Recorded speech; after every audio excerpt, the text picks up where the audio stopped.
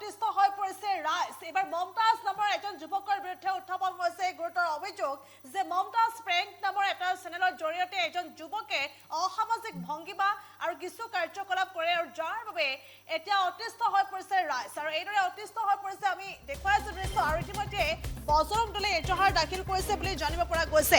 সস্তীয়া জনপ্ৰিয়তাৰ বাবে এইদৰে একাংশই ছ'চিয়েল মিডিয়াত সামাজিক মাধ্যমত এইদৰে একাংশ আচলতে লোকে একাংশই এই ধৰণৰ কিছুমান কাম কৰিছে আৰু যাৰ বাবে এতিয়া সকলো বা কিছু ৰাইজ এতিয়া অতিষ্ঠ হৈ পৰা পৰিলক্ষিত হৈছে। আমি দেখুৱাইছো দৃশ্য, এয়া ডুমডুমা চহৰৰ দৃশ্য। ডুমডুমা চহৰত ছ'চিয়েল মিডিয়াত কণ্টেণ্ট ক্ৰিয়েটৰৰ প্ৰেংকত এইদৰে অতিষ্ঠ হৈ পৰিছে ৰাইজ। আৰু সস্তীয়া জনপ্ৰিয়তাৰ বাবে এই ধৰণে নগ্নতা আৰু অশ্লীলতাক বাছি লোৱাৰ অভিযোগ উত্থাপন হৈছে। নগ্নতা আৰু অশ্লীলতাক বাছি লৈ সামাজিক পৰিৱেশ বিনষ্ট কৰাৰ অভিযোগ এতিয়া উত্থাপন হৈছে, অতিষ্ঠ হৈ পৰিছে। আৰু এয়া মমতাজ নামৰ এজন যুৱকৰ এয়া কৰ্মকাণ্ড। মমতাজ নামৰ এই যুৱকজনে প্ৰেংক কৰে। মমতাজ প্ৰেংক নামৰ এটা চেনেলৰ জৰিয়তে যুৱকজনে অশ্লীল ভংগীমাৰে নৃত্য কৰে, অসামাজিক আচৰণ কৰে, এই ধৰণৰ অভিযোগ এতিয়া উত্থাপন হৈছে।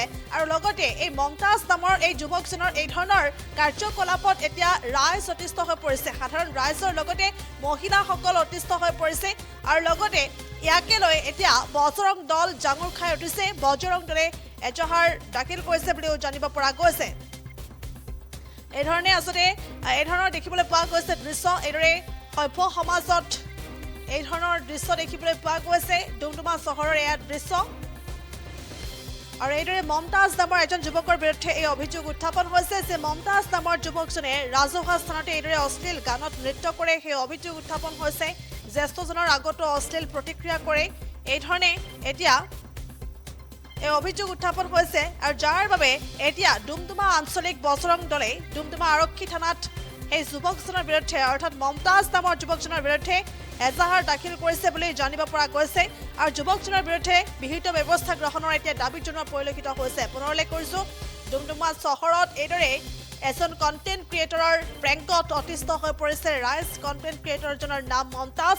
আৰু মমতাজ নামৰ সেই যুৱকজনে মমতাজ প্ৰেংক চেনেলৰ জৰিয়তে অশ্লীল ভংগীমাৰে নৃত্য কৰে, সামাজিক স্থানত অসামাজিক কাৰ্যকলাপ কৰে, আচৰণ কৰে। এই অভিযোগ এতিয়া উত্থাপন হৈছে। আৰু ৰাইজৰ লগতে মহিলাসকল অতিষ্ঠ হৈ পৰিছে যুৱকজনৰ এই কাৰ্যকলাপত।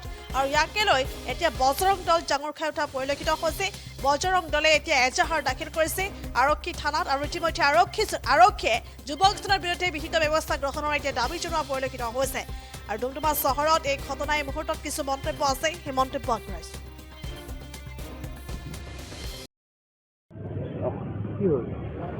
আজি আমি ৰাষ্ট্ৰীয় বজৰং দল ডুমডুমা আঞ্চলিক সমিতিৰ তৰফৰ পৰা আজি ডুমডুমা থানাত এখন এজাহাৰ দাখিল কৰা হৈছে আমাৰ এজন ব্যক্তিৰ ওপৰত। মমতাজ নামৰ ব্যক্তিজন ডুমডুমা 8 নম্বৰ নিবাসী, ডুমডুমা 8 নম্বৰৰ নিবাসী বুলি আমি গম পাইছোঁ।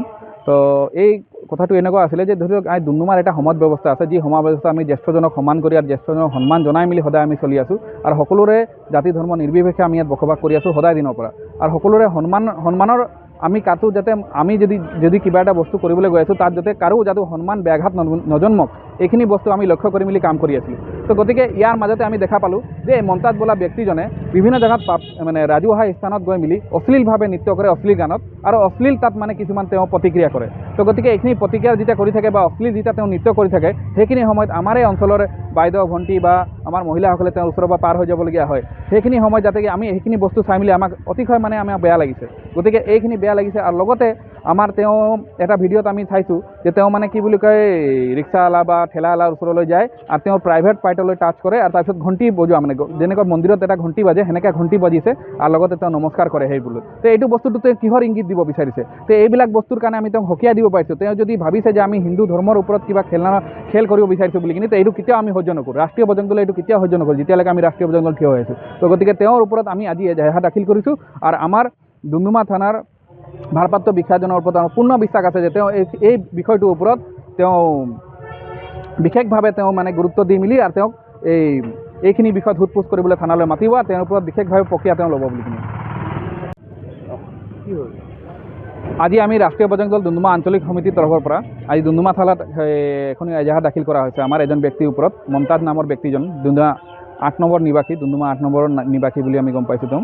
তো এই কথাটো এনেকুৱা আছিলে যে ধৰি লওক ডুমডুমাৰ এটা সমাজ ব্যৱস্থা আছে, যি সমাজ ব্যৱস্থা আমি জ্যেষ্ঠজনক সন্মান কৰি আৰু জ্যেষ্ঠজনক সন্মান জনাই মেলি সদায় আমি চলি আছোঁ আৰু সকলোৰে জাতি ধৰ্ম নিৰ্বিশেষে আমি ইয়াত বসবাস কৰি আছোঁ সদায় দিনৰ পৰা। আৰু সকলোৰে সন্মানৰ আমি কাটো যাতে আমি যদি কিবা এটা বস্তু কৰিবলৈ গৈ আছোঁ তাত যাতে কাৰো